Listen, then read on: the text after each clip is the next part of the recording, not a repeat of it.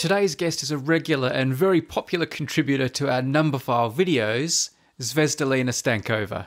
Zvezda, as most people call her, is based in Berkeley, where she's heavily involved in helping the next generation of mathematicians through programs like Math Circles and the Math Olympiad. Zvezda herself was a star math Olympian for her native country of Bulgaria, where she famously solved a fiendish problem that's been written into folklore. But we'll come to that later. Let's start with your name, because I call you Zvezda, but that's not your full name. No. My full name is Zvezdelina. Okay. And that means little star. Little star? Yes. I like it. All right. Tell us where you were born. I was born in Ruse, in Bulgaria. It is a town on the Danube River. That's where I grew up. And what was childhood like in Bulgaria? I've never even been to Bulgaria. I have very sweet memories from my childhood. Even though it was during the communist era, my parents were very involved with us, the kids. So what were you like as a little girl then? Were you into mathematics very early? Not until 5th grade. I remember the particular moment that turned me towards mathematics. Before that, I was doing quite a lot of things, playing the piano, doing ballet. I also wrote poetry. I went to a poetry circle and I even won some competition with a poem. So I was all over the place.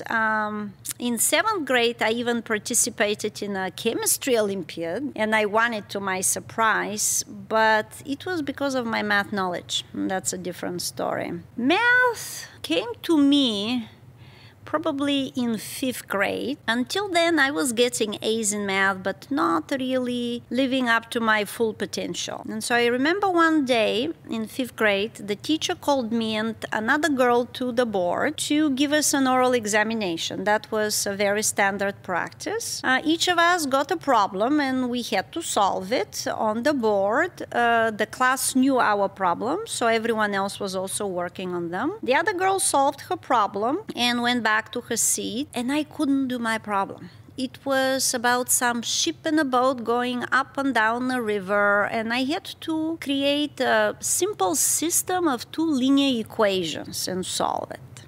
And I couldn't, and it became apparent to me that I had not been paying much attention to my classes lately. So the teacher left me there at the board for the rest of the class. She started the new lesson. She taught it from her desk, but I was there for the rest of the class. I was so distraught. I was crying towards the end. And so the bell rings and she calls me to hers and says, "Zvezda, do you know what grade you deserve?" And I said, "Yes, I do." "Well, I'm not going to give it to you if you come tomorrow with the correct solution and explain it to me very well." So I went home and I thought to myself, gosh, am I really the stupidest person in class? Because what happened is the rest of the class solved my problem, and that's why the teacher moved on with the lesson. It cannot be that I am here the last. And this probably was not such a hard problem. So my father is a shipbuilding engineer, as it happens. So we sat down in the evening. He explained everything to me. The next day I went back, showed it to my teacher, and she said, "Okay, you escaped this time. You're not going to get the bad grade." But I didn't leave her side. I asked her, "Can I join your math circle?" She happened to be the teacher leading the math circle in my middle school. What is a math circle for people who don't understand? So it is an after-school program. It was twice a week at that time for an hour and a half, and we were solving problems that were related but somewhat beyond the school curriculum. And sometimes we would even be taught new theory. The math circle both prepared you for math competitions, but it also expanded your math horizon. And why did you want to join the math circle? You'd just been humiliated. You'd gotten off the hook. What made you want to go deeper and further? I would have thought you'd want to avoid this lady now. Oh, no, I actually took everything completely differently. She gave me a second chance. And I very much respected the teacher. So the problem was not with the teacher, the problem was with myself. And I realized this even at that early age. I also knew that my classmates who had been going to the math circle for several years were performing very well at the local math Olympiad. So I thought maybe the circle will help me with my performance in class too. What actually happened is 3 months later, I won first prize at the local math Olympiad. And that settled it. All of a sudden, everything else was secondary. I can imagine some fifth grade students, if being told, you're going to get a bad mark for this, you failed this particular assignment, they would just say, oh, well, I'll take that on the chin. It feels like even at a very young age, you had some kind of drive or competitiveness. Is that correct? Or that I'm very competitive, this is true. That I had already competed at events in other areas, it is also true. I think I had a very hard time taking defeat. I couldn't fall easily. Where did this come from? From your parents or? Probably my mom also won a competition to study abroad, and this was deep back in the communist era, which was quite rare. And my grandmother actually was accepted to the math department in Sofia University. She ended up studying German. So I think I had it from all sides. My father came from a very small town where there were no conditions for him to study anything but violin. So he played violin when he went to the Naval Academy. But he also helped all of their classmates cheat on their exams, don't tell anyone, on their math exams. So I've heard quite amazing stories. So I was getting this math engineering drift from all over the place. And everyone in my family had succeeded to one event or another. One of my grandfathers had the ambition to move to a better place for his family, my father's father. So they moved from this very small backwards village, which I still like. They moved to this little town and they had no money to build a house. He made the bricks with his bare hands and he built a house. Well, if he could do it, I thought I can also do well on a math competition. So at this sort of fifth grade time, you've joined a math circle, you've had a success in a competition. If I'd come to you now, and said to the young Zvezda, what do you want to be when you grow up? Would it have been mathematician now? Were you already thinking this is what I want my career to be? Or how did you see your future at this point? I think at this point I didn't have a choice. For me, a door opened. The fact that only after 3 months of being with this math circle teacher really made me wonder why I had not joined the math circle before. But that meant I had to gradually start dropping other things. I remember in 7th grade, the whole year, I took extra lessons in writing essays because I wanted to get into the English language high school, not the math high school. That's the interesting part. I knew I could do the math by myself, but I also knew that I was not good with languages. So there was an entrance exam in math, which I wasn't worried about, but also in writing an essay in Bulgarian, and I knew that they were very harsh in grading it. There were about 20 girls per one spot. The boys were given a little bit of affirmative action because there were fewer of them applying and an equal amount of spots. At any rate, in 7th grade, I realized that I had to drop certain things. So I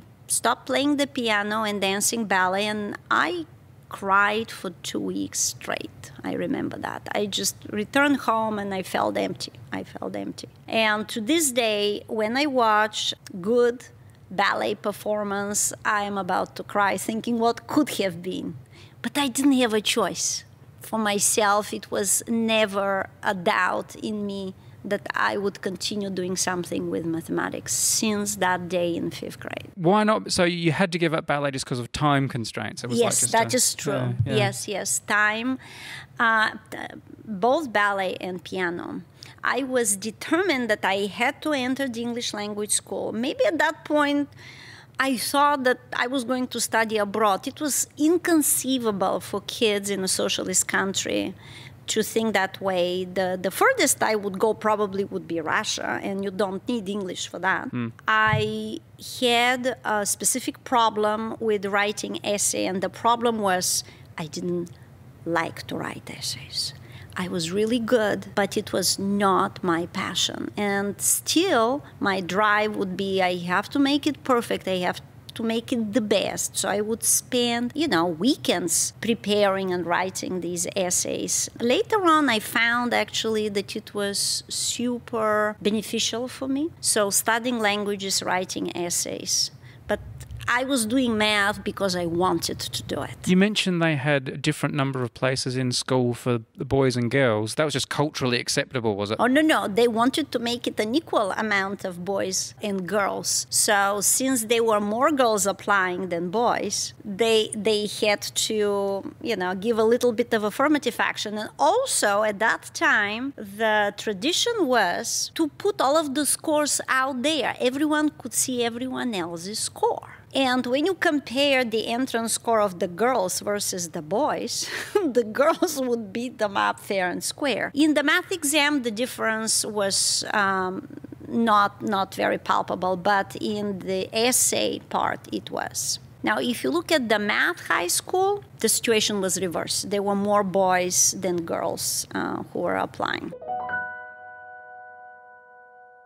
So many mathematicians I speak to talk about during their school years, mathematics was kind of, a bit functional, a bit boring, and it wasn't until they got to higher education that the door opened to the beauty of proof and things like that. Was that the case for you, or were you already seeing mathematics as a beautiful thing, like an artistic thing? Okay, we started learning proofs in 5th grade, same 5th grade. So every problem we had to prove that our solution was correct, to supply the evidence. And of course, we started with some baby steps.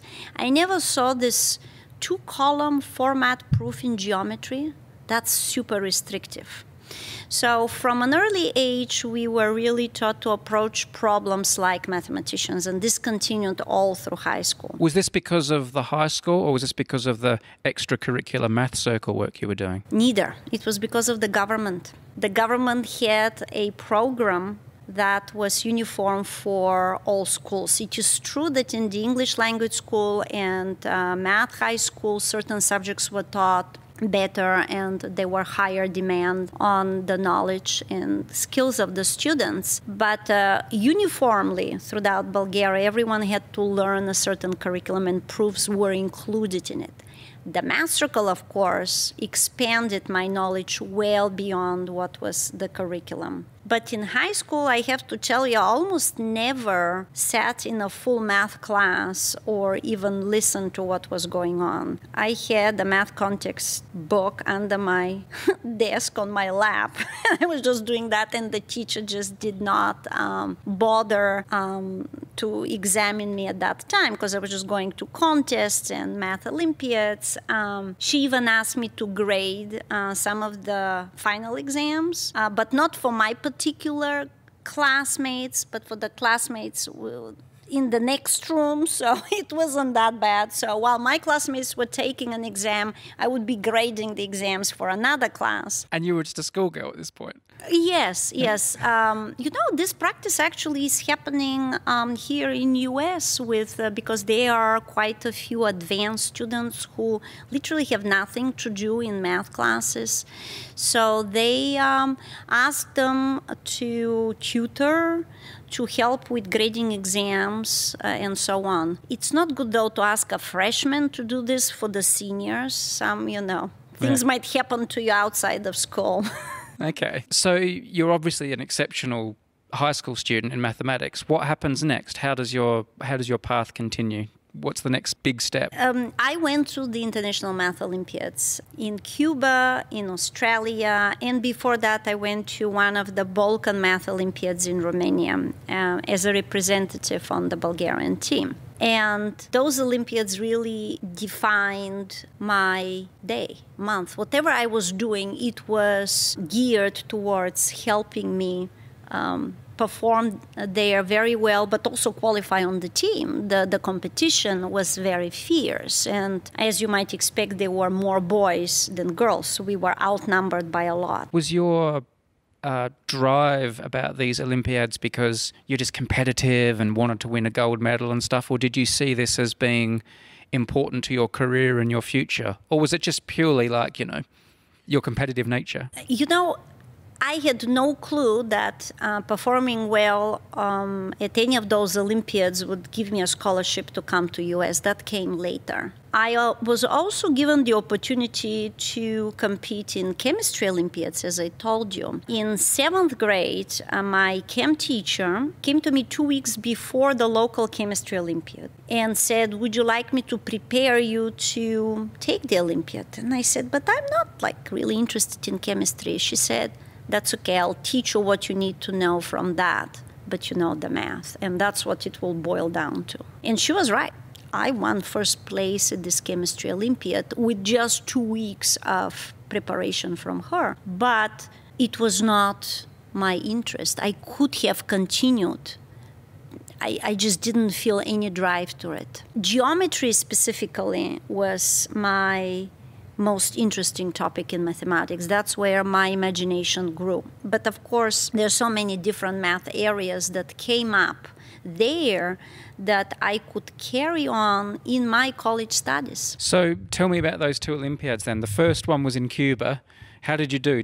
What medal did you get in Cuba? Oh, I got silver medals on both of them. All right. I don't know how fair this is to say, but it was harder to get a gold medal then. Why? Because there were fewer countries, and those were very strong countries. And again, no disrespect to any countries here, but those were the founding countries of the Olympiad. Plus, US, Canada, and those were getting really strong too. It was hard to get a gold medal. A silver medal was enough for me, especially solving that last 6 problem on the second IMO really sealed it for me. Okay, let's talk about that. I think people who watch Numberphile will know about this already. We've done a video about this famous question 6 at the 1988 Olympiad, which was held in Australia. The famous mathematician Terence Tao was there as a child prodigy. He couldn't crack this problem, but you famously did crack this problem along with another one of your Bulgarian colleagues. And that was your crowning achievement, was it, at the Olympics, at the Olympiad? Yes. It was a very dramatic moment for me there because I had not slept the previous night. I had not adjusted to the jet lag. I was completely exhausted entering the second day of the Olympiad, so I knew that I had to do it fast, do it well, and go to sleep. Shall I tell the story? Well, the full story will be in a Numberphile video for people to watch. But this was quite an achievement that you were able to crack at, and your success at that started opening other doors, did it? Yes. So that problem, the 6th problem, was solved by probably 12 people. And 2 of them were Bulgarians. I was, I think, the only girl who solved that problem. Sorry, how many were Bulgarians? 2 Bulgarians solved that problem, Emmanuel and I. And the points on this problem were either 7s or 0, something like that. So it was either all or nothing. I mean, you cannot chop up this problem in half, so to speak. But I do remember I spent at most 20 minutes on that problem. And I had seen vaguely similar stuff to it. And it's not really the same problem, but the idea of somehow creating similar problems to solve that problem. And this is how the solution goes. You have to look beyond what is given, create more problems in order to solve that particular single problem. And that kind of grand idea is what probably gave me advantage in this problem, even though it's a very generic idea. Do you think in hindsight that was too hard a problem to be giving to the kids? No. 12 people solved it, so that's it was definitely number 6 in its correct place. So it was last. Perfectly pitched for that spot. We'll take a quick pause at this moment for me to tell you I've recorded a new Numberphile video with Zvezda going into much more detail about this legendary question and how it was solved. That video should be coming out in the coming weeks or month or 2 once we have it all edited and ready for you.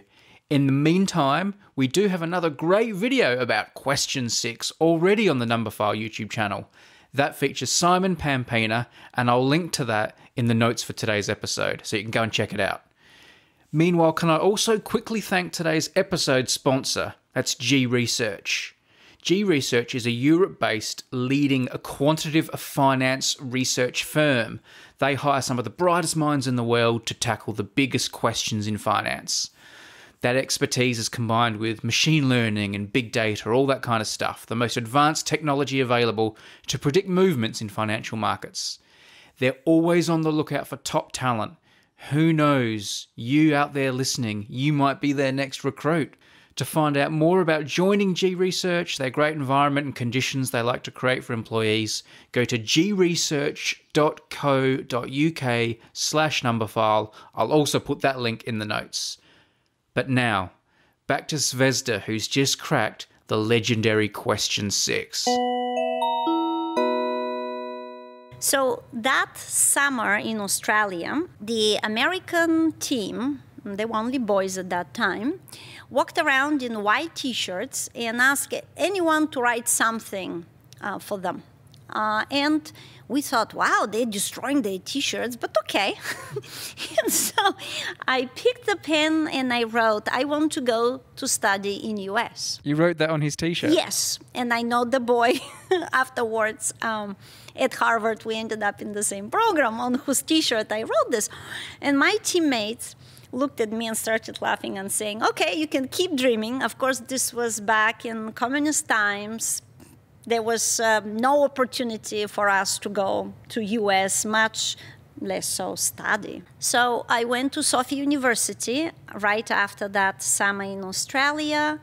And the moment I started climbing up the stairs to my department, because you apply to a department, I was in the math department, I saw a poster announcing a competition to study in the United States. And I knew that there would be thousands of people applying, like everyone would apply. And initially, I was not interested in applying because I thought that this would be a waste of my time, that there would be some political concerns there, whom to send, whom not to send. And I didn't have any particular connections, so I didn't apply. My roommate actually was very pushy. She was also my high school classmate. And she said, Zvezda, you apply or I'm not your friend. And I did.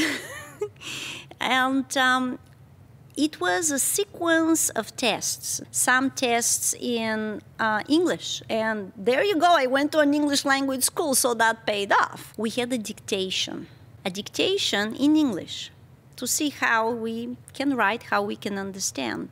And it was from my favorite science fiction book as a child, The Day of the Triffids. It starts in a hospital with a guy whose eyes have been bandaged, and he's waiting for someone to take them off, and no one comes. So the moment the lady started reading this sentence, I knew I would do it well because I knew what was happening, even though I had read it in Bulgarian. There were some psychological tests that they put us through, but somehow the students from math and computer science were answering really well. We could see what the committee wanted us to answer, and there we went. So in the final 15 students at the last round, at least half were from math, computer science. And this is a large university. And at the last round, the Bulgarian Foundation, who were selecting us, had to yield to the American Embassy so they make the final decision. The American Embassy were very clear that we are not going to let this go to unqualified students with connections, for example. They have to be qualified. And so here we go, 15 of us, knowing that there are only 7 scholarships. That's the dream of so many students. Finally, it's made public. And I was thinking, gosh, what are they going to ask me, those Americans? So we entered the American Embassy. You imagine this is the first time I'm entering. I mean, I had been to Australia. It's another capitalist country, but I was never inside the American Embassy. And so they called us one after the other. And you know what question they asked me? What's your favorite movie? And I said, Indiana Jones. Why? And I went ahead to tell them. That was the whole interview. That was all they asked you? Yeah, some very friendly people there. Yeah. They read all of the test results. They read about our accomplishments. And then a week later, they published an article that all 15 students were so good, they're going to find 8 more scholarships. Oh, great. You all got it. Yeah, so we all got in, all 15. Did your performance in the Olympiad help? I imagine it was a part of your CV. It was part of the... I think that was the major item that put me in the front runners. I heard that the Australian committee, some people on the Australian IMO committee had remembered what I did on the IMO problem number 6, and so they wrote to the Bulgarian committee about it. Why did you want to go to America? You know, there were all of these restrictive rules about residence in communist Bulgaria. It was, for example, very hard to live in another city at that time. I had no drive to just restrict myself to live only in my hometown. I always wanted to see the rest of the world, and I was already given opportunity to go to Cuba and to Australia when my classmates could barely go to maybe Romania or Russia. And so I already saw some other parts of the world. And once you see them, you want to see more. You want to explore. So where did they send you, and what was it like for a quite young Bulgarian woman to suddenly find herself in the United States? It was tough. It was, in the beginning, it was very depressing. It was a cultural shock. Where were you? I was at Bryn Mawr College, which is a small women's college near Philadelphia. Now, don't get me wrong. It's a beautiful place. And my professors were super supporting. I learned tons there, but the beginning was tough. I felt isolated. I felt literally without any anchor throughout the first year. Did you think you'd made a mistake? No, I didn't make a mistake. I was just trying to figure out what to do, how to make it work for me. One thing that was very hard, and I had not realized this before coming to US, was the way US higher education is organized. I went to liberal arts college, which asked me to take classes outside of mathematics. Can you imagine me taking classes outside of mathematics? I had already been for 1 year in Sofia University. What classes did we take? I didn't have a choice there. We took, first semester, linear algebra 1, real analysis 1, abstract algebra 1, and discrete math 1. We took algorithms, some Russian, history of Bulgarian Communist Party, and physical education. Not every day, but what did we do second semester? Part 2 of all of those. And that curriculum alone already constituted 2 years of what a math major in the United States would be. We were not doing any sciences or Western literature or humanities, none of this. You had to apply for a department. So in America, where you now have to do some of these other subjects, which are quite alien to you, what ones did you choose and how did you find those? I tried to be smart about it in the midst of being very depressed the first few months. So I took methods in, statistical methods in microeconomics, which turned out to be mathematics. Okay. I also took deduction in logic, which turned out to be mathematics. In both of those classes, I was asked to hold problem-solving sessions to help my classmates, and I was astonished. I said, I'm not an economics major. I'm not a philosophy major. You are kidding me. And they said, no. You know the math, and that's what really counts. So I tried consciously or subconsciously to avoid anything that was completely not math, except I took French. I did that. And Zvezda, do you feel like that young woman who was like so steeped in mathematics and at university had just done mathematics and now comes to America and is offered these new things, but she still just wants to do mathematics? Like, that obviously shows a passion. But do you think it was making you a well-rounded person? Do you look back and think, I was too obsessed? Or do you look back fondly and think, I love how obsessed I was? I don't think I would have done it any differently, because you had to take into account my psychological setup. In high school, we did all of that. We did science starting from 6th grade with labs. We wrote those essays that I talked. So when I was going to Sofia University and you apply to a specific department, you are done doing this rounding thing. So when I came to US, I wasn't prepared that I was going to backtrack several years and start all over again. Okay. But let me give you one small detail. Don't tell anyone. Oh, they're listening to us. How did I pass one of the humanity requirements? Okay. I went back to Bulgaria the first summer to Sofia University, and I asked for a syllabus of the class on history of the Bulgarian Communist Party. Right. And they gave it to me. It was a serious class, not that I cared much about any of this. And I went back to Bryn Mawr and presented it to them and said, maybe that would waive one of the requirements. And they said, wow, you are our only local specialist on that topic. Of course. And they did the check mark. And I didn't end up taking that. But I did take the freshman, or should I say freshwoman class in English. So that was a year-long class. You would get a grade the first and then the second semester. And that was primarily to teach students how to write essays. How long were you supposed to spend in the United States? I'm assuming it was a finite time and you were supposed to go back to Bulgaria? I mean, there was no supposing. I didn't have any funding. Even the tickets were paid by that foundation. I had to earn my pocket money by being in the cafeteria or grading papers or something like that. So yeah, I was supposed to go back to Bulgaria after 4 years. But what the Bulgarian Foundation was already predicting is that because these 15 students were so strong to start with, they would probably go on to graduate studies. And this is what happened to most of them. So you went on to do graduate studies. Where did you do that? I went to Harvard. Oh, wow. So you were doing well. Yes.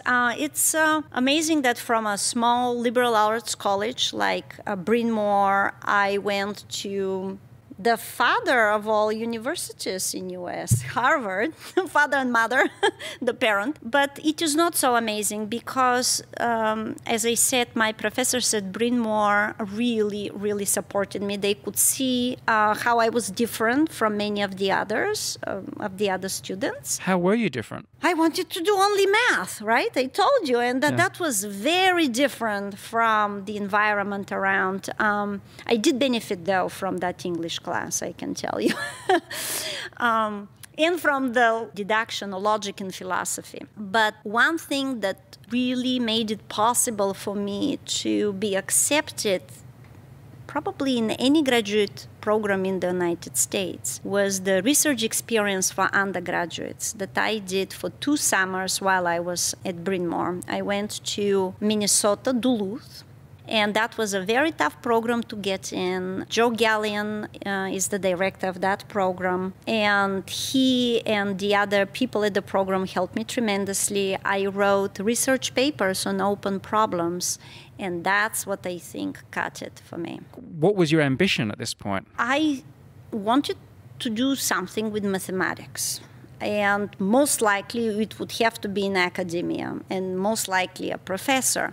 But my first year at Harvard was a fight for survival because I did not know some of the topics that were sort of assumed of the graduate students there, like algebraic geometry. I knew nothing whatsoever about algebraic geometry because those topics were not taught at Bryn Mawr. But it seemed that everyone around me in my class knew everything in every single topic course I would go, questions would be answered immediately, and I'm just sitting in the background thinking, kind of back to 5th grade, am I really the stupidest person here? Or probably I just had not been introduced to those topics before. So I studied so hard that first semester, and when the finals happened, I went to take them. 2 of my professors contacted me and said, Zvezda, can we copy your final as the solutions for the others. And he said, no, you have the wrong person. I was probably the only one who knew nothing about this. But they said, yeah, but you learned. So it paid off, this very hard work. So I wasn't thinking about what I would be in the future. I was just thinking about surviving that first year. And I did it. And after that, after I started working on my PhD thesis with Joe Harris, another Joe in my life, it was a completely different type of experience for me. How was it different? Well, you don't have to anymore study all of these different topics. You are more goal-oriented. And Joe Harris had a very nice approach with students. He would feed us, at least me, every week a new example of a phenomena that I was supposed to solve. And every week it got more and more complicated, but gradually, until at 3 a.m. one morning, the light dawned on me what was happening. So this process was more directed as opposed to spreading myself and studying different topics, which I liked. Because that sounds like quite a change of pace for you, who seemed to all that time be just absorbing more and more diverse stuff like a sponge and competing and getting grades and that, and suddenly it feels like a more leisurely but deep experience. So I think that the true expansion happened in middle and high school for me, where we were studying. I was exempted from math classes, but not from the others. So we were really absorbing a lot of material that was not necessarily mathematics, all sorts of stuff. And when I went to college, I wanted to narrow it down only to mathematics. And when I went to graduate school, narrow it further down. And guess what the area of my thesis was? Algebraic geometry, the one that I knew absolutely nothing about when I entered. So that's, the kind of person I am. If you challenge me with something, it's very likely I'll rise up to the challenge if I like it.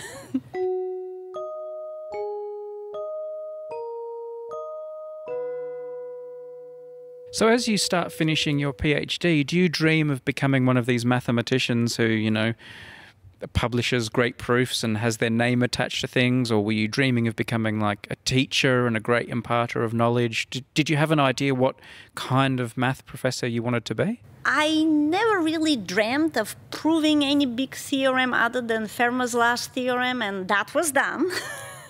But teaching became slowly and gradually my true passion, teaching mathematics, imparting mathematical knowledge, probably because I was so fortunate to receive great teachers, starting with my 5th grade teacher in math and going all the way to Sofia University. Great teachers who cared about me and who very selflessly gave everything they had to me and my teammates on the math circle team. So once you've got your PhD, what kind of academic do you become? Let's backtrack. The last year at Harvard, I had already solved my PhD problem, so I was just writing technically the thesis and wrapping up some loose ends. But that last year, I entered the Harvard Graduate School of Education program for a certificate. And I was thinking that I wanted to do a math circle in US. Math circles were not known in the US at that time. I think there was a Boston circle that started in 1993, but I wasn't even aware of it at that time. So I wanted to start a math circle, but I was also aware that postdocs with PhDs in math are not really going to be allowed to go and teach anything in school. You need something more than just your PhD. And so I went through this very rigorous education program on top of my regular math graduate program at Harvard that last year and got a certificate to teach in public schools in Massachusetts. Hang on a second. You're telling me that a PhD in mathematics is not enough to be allowed to go and teach in a school? Not in a public school system. No, I don't think so. Yes, you will have teachers in private schools who don't have this teaching certificate. Right. But public schools, no. There are rules about this. And when I came to Berkeley, I enrolled in the program here at UC Berkeley so that I could get a teaching certificate in California. So what brought you to Berkeley? Well, that's where I got a postdoctoral fellowship, first at MSRI and then at UC Berkeley. Okay. But to tell you the truth, I never used the actual teaching certificate for anything. Other than a general understanding of how education works in the US, because I was quite blindfolded by around that time. So you are here in California now as like a postdoc mathematical researcher, but you're starting to evolve these ideas about education and teaching at the same time. Yes. In fact, it was at MSRI many years ago, 97. That was the year I came to California, that I talked to David Eisenbert and Hugo Rossi. Hugo Rossi was then the deputy director of MSRI. And we had several events to explain to the general audience, general public here, what is a math circle. During one of those conferences at MSRI, I think it was in April 1998, there were about maybe 30 to 50 teachers from local schools. So we gave demonstrations what math circles are. We talked about how to organize them. Everything went great. And then I had the crazy idea to check how many teachers would be starting a math circle next year. Please raise a hand. Guess how many hands went up? Not many? 0. Yeah. And the reason for that is that the teachers were A, overwhelmed with their work, and B, they needed a model. They were not prepared really to teach for a whole year a math circle on what they did not know what they were supposed to teach. From my experience, a lot of high school teachers just are overwhelmed with what they have to do, yet alone extra stuff. Exactly.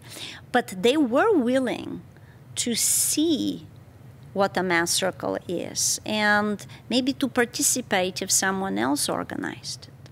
Okay. And so at that very conference, I asked 7 of my colleagues, so 8 total mathematicians, would you like to help me start an example?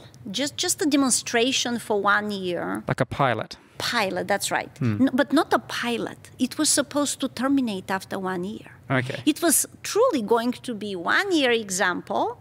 The teachers would be coming, sitting in the back row. There would be actual students in the front rows. And the teachers will collect topics, and then they would go and do it in their schools. The circle started in 1998, 9. It's still running. Right. This is the 24th year of the circle. So it's not based at any one school, is it? It's kind of like a hub that students from various schools all feed into. Yes, yes. So we have students in the pre-COVID times from Sacramento to San Jose, Palo Alto, all the way to Danville. So this is this expanded Bay Area, San Francisco Bay Area. And they would come every week in the evening, would travel. Now, during COVID era, we got students even from other continents. We are now slowly and painfully trying to put people back in person, because what do we do with those great students from elsewhere? And instructors, we got instructors that we would not have had otherwise. Has this, I mean, you must have grander plans for this. You've always been doing this in California. Have other ones started popping up? Or? Oh, yes. So over the years, many math circles have started around U.S., some in Canada, all over the world, actually. Some of them were inspired by the Berkeley Math Circle. MSRI played a major role in supporting new circles, and they still play such a role with grants, with support, and they organized conferences. In fact, the International Congress of Mathematics in St. Petersburg coming up will have a satellite conference called Math Circles Around the World. And so I will surely be there. Does the fact that you've been creating these math circles, should that make me think, this is fantastic, it's a lovely cherry on top, or is this a sign of some kind of deficiency in the actual education system, that this kind of supplementary help is needed? The answer is no and yes. No, because you had math circles in Bulgaria before. So that's your counterexample. It wasn't a deficiency in the school system that drove students there to the math circles. So I've been asked this question many times. So what's the difference between math circles here and math circles back in Bulgaria from those times? And I would phrase it like this. It's not exact, but approximately correct. Students in Bulgaria wanted to go to the math circle because they liked mathematics in school so much they wanted more, something beyond. Many students in US come to the math circles because they don't like the math in school and they want to see something else. They want different, not more. Different, not more of it. Of course, there are exceptions, and we have been working with teachers from great schools that definitely do a wonderful job. But by and large, the kids that come to the math circle here don't get what they want in math in school. What is that? How is the content in a math circle different from the content in their curriculum at school? What they see at the math circle, they will likely never see in school, because the topics that we teach are not just beyond what they studied there, they're just very different. Of course, they will apply some of the knowledge that they've seen in school, but you would not expect them to be doing combinatorial problems or number theory problems, geometry. And we're not talking here about calculus. A lot of parents come very confused to the math circle thinking that the advanced group is doing calculus. We're very kind of firm about this to tell them that calculus may not even appear in whole year of math circle. It doesn't have to appear. It's at any rate not the top of the pyramid. Calculus is just a base for real analysis, and it's one of many different topics that students will see in the math circle. The students who come and do the math circle, what's your hope for them? What do you hope that they will get from it that they wouldn't have got otherwise? Are you hoping they will all become mathematicians, or they'll get higher grades in their exams? What influence do you hope to have on them? I would say no to the higher grades on the exams. Not that they're not going to get that, but this is a total overkill. For example, you're taking an elementary course in music in middle school, and in order to learn how the notes work, you go and play the piano for 10 years. Well, that's a total overkill. Yeah. Right? And after a certain point, you cannot push kids to stay in the math circle unless they want to. This is just like playing the piano. After a certain point, it's pointless to push someone to practice for 5 hours a day. They would want to do it, or else, let them free. So students come to the math circle wanting to see more math. They, in fact, get exposed to some other topics too, occasionally, some biology, some chemistry, computer science, of course, all related in math. What comes out of that is very different. When they graduate from the math circle, a lot of them continue to use mathematics throughout their lives. I can give you an example of Gabriel Carroll, who was the very first year when we started the math circle. He was for several years at the math circle, but he was also on the US team at the International Math Olympiads. He got gold medals. He got a perfect score. He was also a brilliant pianist. And what did he do? From what I remember, he got a math major, I think, at Harvard. That's right. And then after that, he went for a year to teach English as a foreign language in a province in China. This superstar said, I want to contribute somehow to the world. And upon coming back, he applied to a PhD program in economics at MIT, not in mathematics. But when they called me from the admissions committee as his reference to tell them about him, the only thing they asked me about Gabriel was his math background. They said, is he exceptional? And my answer was, well, you get one person like this in 100 years, except that in the math circle, we have several every year.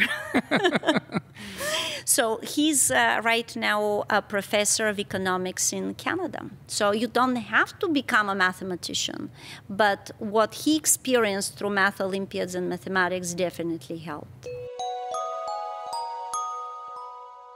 What's come of your mathematical career?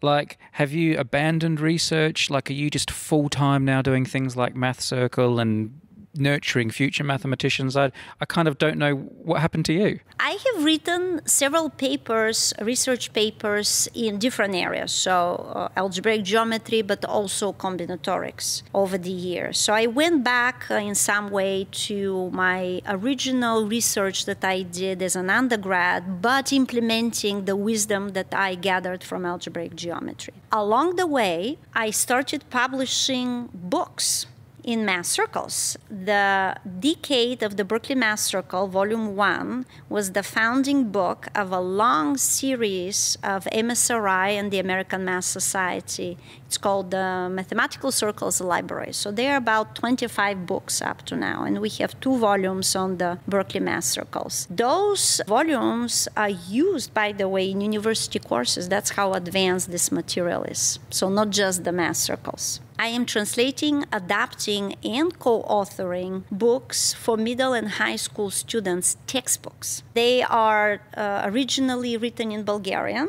by Professor Paskalev and his wife, but they had to be adapted to the US reality. And so I have been doing that and putting a twist, a spin. So a lot of things from the math circles end up there. Some stuff that I have taught at UC Berkeley courses end up in those textbooks. So to answer your question shortly, I'm now in a different position called teaching professor at UC Berkeley. So for many years, I was on a regular research/teaching position elsewhere, and I'm at UC Berkeley. So yes, now most of my emphasis is delegated to most of my efforts to teaching and to math circle and distributing this knowledge to thousands of kids actually every year. In the years that I've known you, I've gathered an impression, and I've gathered again today, that you think the Bulgarian school education system is better than the American one. Does it show so? Obviously. It does. What's the key?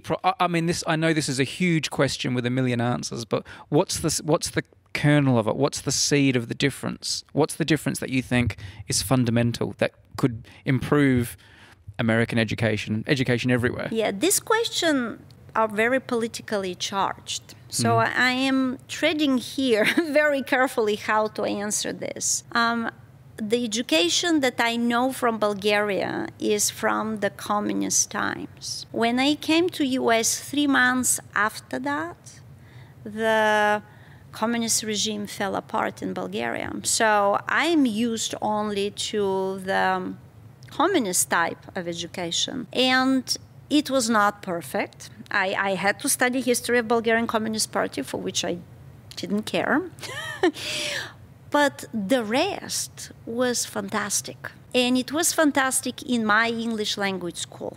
It was not fantastic absolutely everywhere, but there was some sort of uniformity, some minimum that was quite high compared to what I see here in the US. The education in Bulgaria has changed for the past 20 or so years dramatically. And from what I hear, it has become closer to the American one. And what's the problem with that? What did that old system have that is lacking? Was it just harder? Was it throwing the kids in the deep end more? Or was it way of teaching? Or? It was, if I want one word to say, it was systematic. It was building upon itself from the previous years. So if you have the same math teacher throughout, let's say, from 4th through 7th grade, that math teacher knows the kids inside out, knows their strengths. There is no repetition the following year. And there are no endless 2-month reviews and testing and retesting. They start immediately with the new material, and they'll build on solid foundation. They can do this. And the same thing happened in high school. You had the same teacher for all 4 years there unless something drastic happened. So this kind of continuity of teachers was essential. In US, people are very afraid, parents are very afraid, and with good reason, that if they get the same teacher for several years and that teacher turns out to be bad, then their kids are going to suffer. And so you have this turnover in teachers from year to year, this kind of slowing down or lack of system. Again, I am not in a position to criticize anyone here because I actually have worked with the cream of the crop of the teachers. So there are numerous exceptions to this, don't get me wrong. But by and large, teachers are overwhelmed with other things that they have to do in school, bureaucratic, administrative, and different states require different things, and very often very low level in mathematics. And so you end up with teachers who are doing mathematics mathematical education that they may not themselves truly believe. And only the toughest, the most creative ones get out of this. And we have happened to have some great teachers for my kids, so I cannot complain about that. So there's some pros and cons in both systems. I cannot quite see how to institute such a rigorous systematic system in the United States where different states cannot agree on some common standards. You have the common standards, that is true, but how far does it reach? There's one more question I want to ask you about. I want to ask you about that teacher that made you stand at the blackboard for all that time. Did whatever happened to her? Did you look her up? Does she know what happened to you? Oh, she knows. I met her later. I've been to Bulgaria not so many times since I came to US, but I did meet her, and she had only one comment for me. I knew it's Zvezda that you would do it. And that moment when I go back to 5th grade, she literally gave me a second chance. But she gave it in such a way that made me actually do the problem, not just to give up and skip. No, and I had to do it. Did you learn from that? Do you use that technique? No. I don't think my students are as tough as I was. But I do tell my students something that Joe Harris, my graduate advisor, told me. So he said, Zvezda, we learn best from our own mistakes. And so I tell students, the more mistakes you make before the final, probably you will be better on the final. So it is time to do them right now in class, and we'll correct them.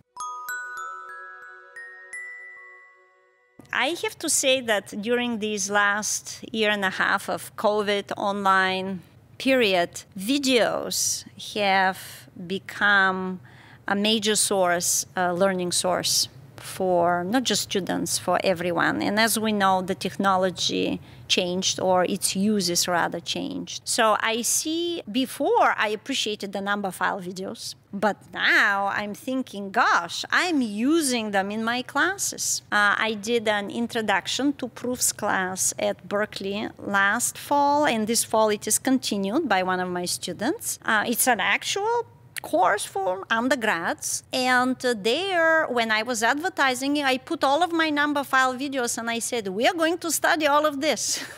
And that was very exciting for the student. That's what I like to hear. We'll have to keep making more. Oh, thank you, Brady. All right. I never expected that I would come to use and actually lean on videos as much as now.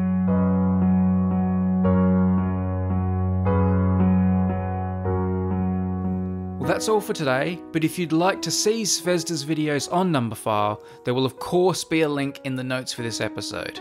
Our thanks again to G Research, who sponsored today's show, and the Mathematical Sciences Research Institute for supporting Numberphile. I'm Brady Harron, and we'll be back soon with another podcast.